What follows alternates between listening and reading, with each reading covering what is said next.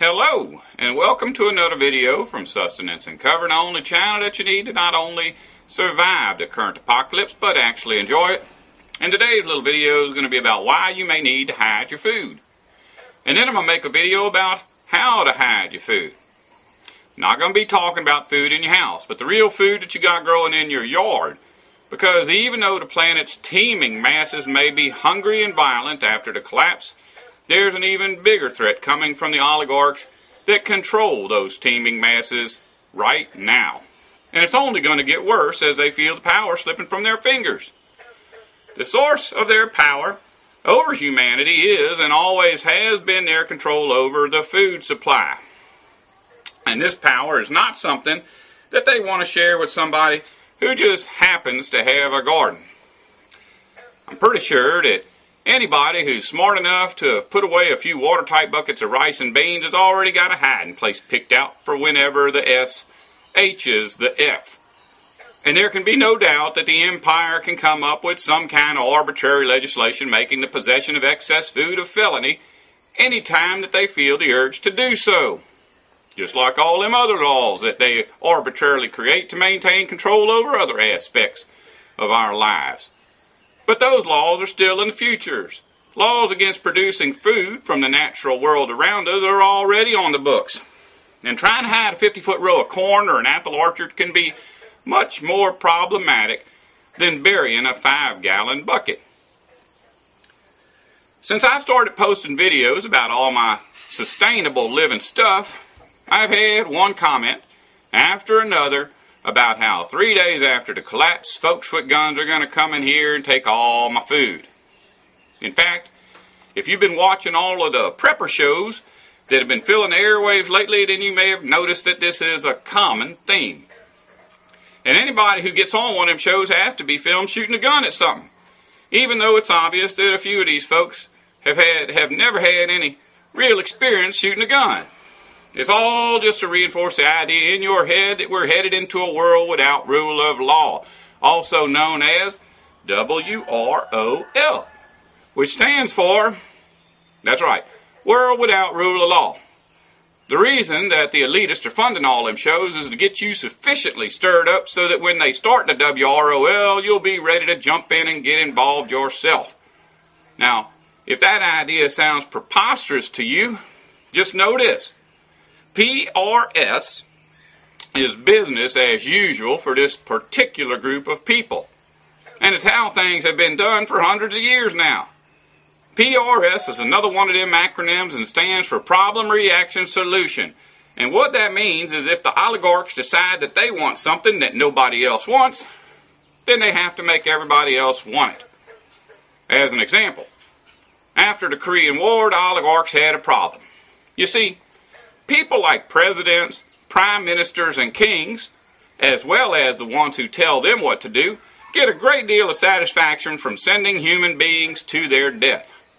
A world without war can be a big problem to somebody like that. But that was their problem, because the people being sent to their death hardly ever enjoy war as much as the folks doing the sending. That's why they staged the false flag operation called the Gulf of Tonkin Incident, also known as our problem. Second, they had to wait for the people to get all upset about it, also known as the reaction. Then all that was needed was for them to supply the solution, which just so happened to be the Vietnam War. To this day, we're still thanking them for that, with an uninterrupted string of 50 years of weapon sales amounting to more money than has ever existed in all human history. The only reason that I'm using the Gulf of Tonkin as our example is because so many people have spilled the beans on that one that there is absolutely nobody who would argue that this was not a false flag PRS operation.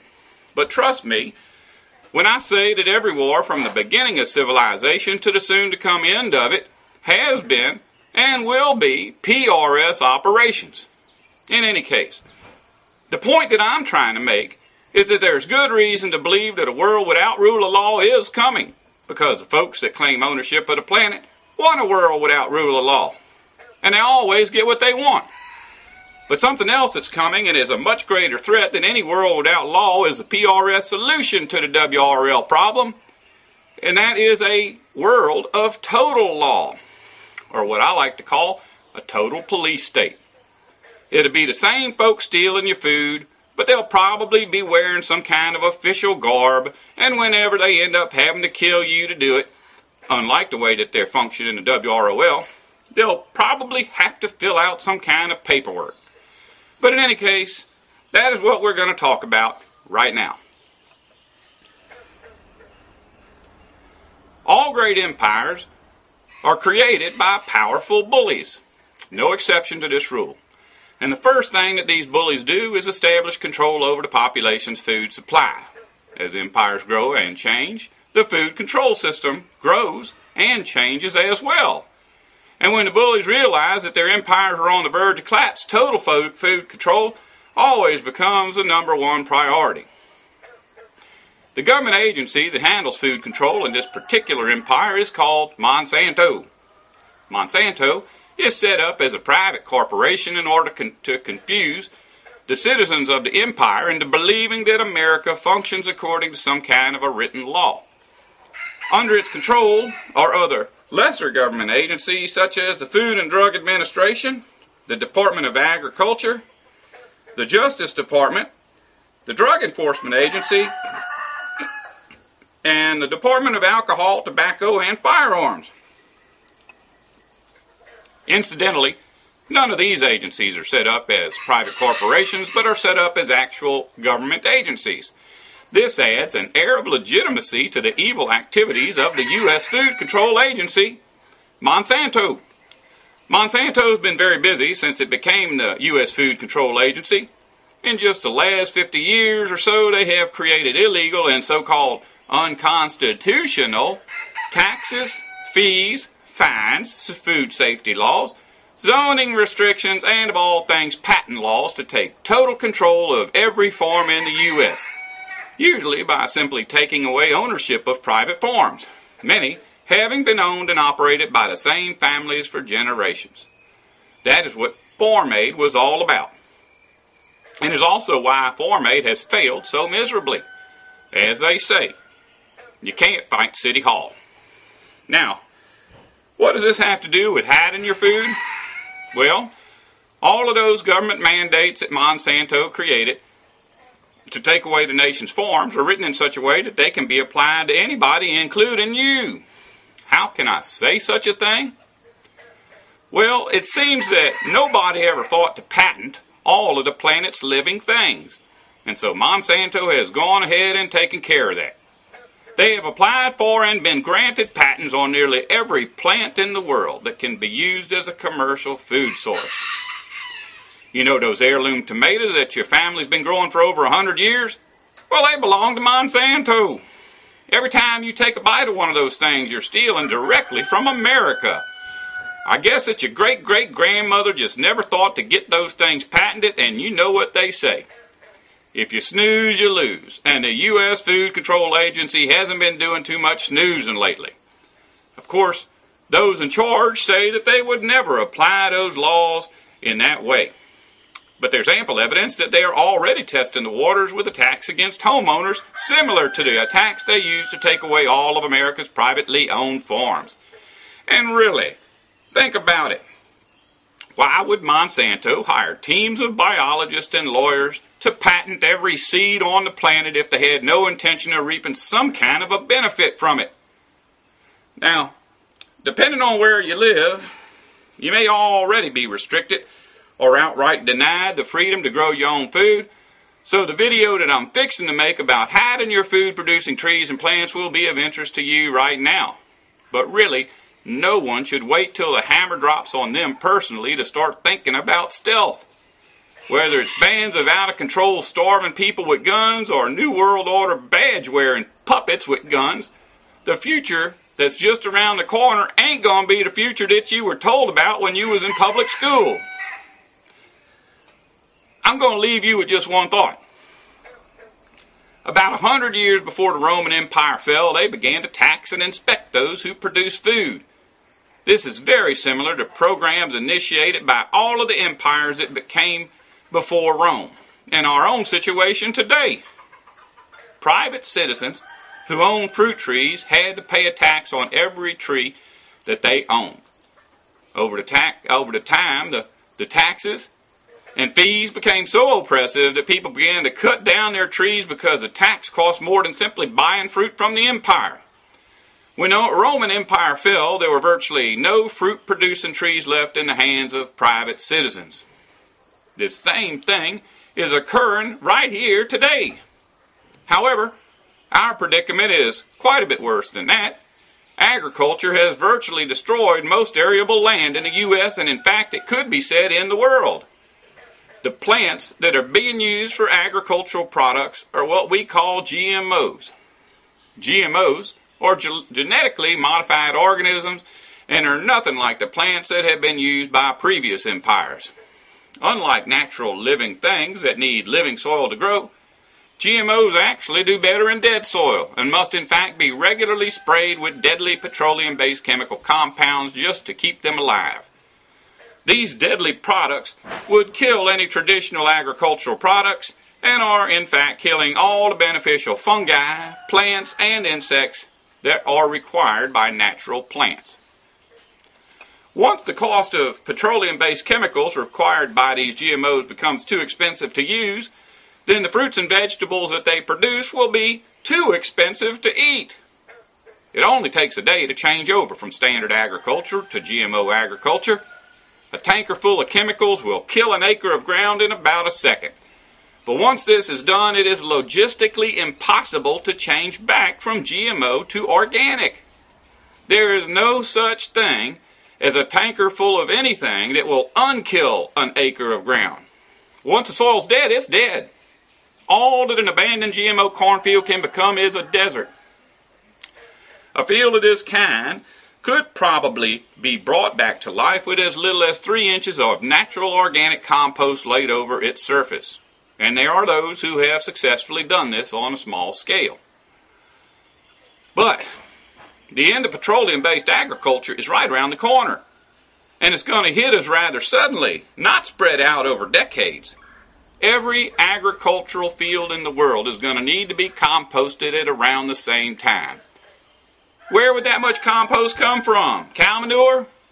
Without GMO corn, there ain't going to be no cows to produce that manure. Plus, if they did, how would you transport it to the fields?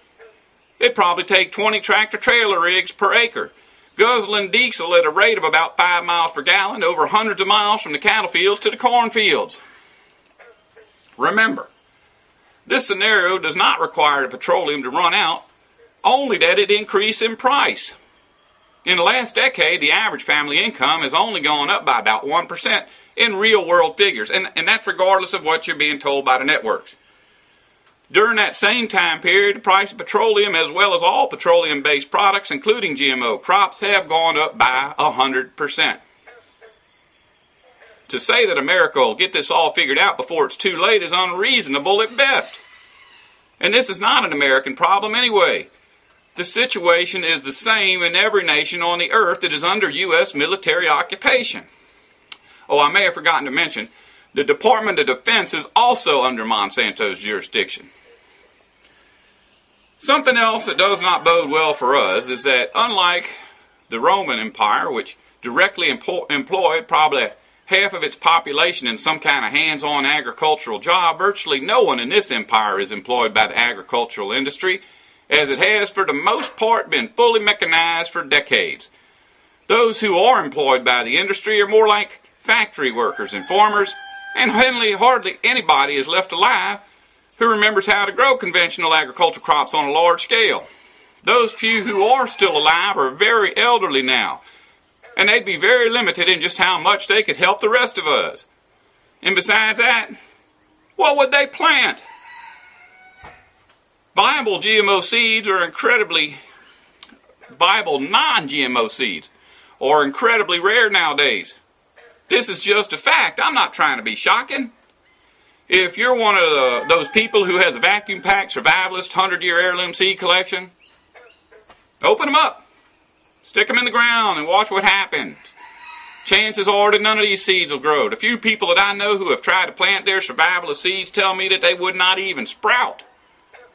The problem is that even if you had food-producing trees and plants in the ground, there's still the worry of how to keep them hidden from the folks that want them.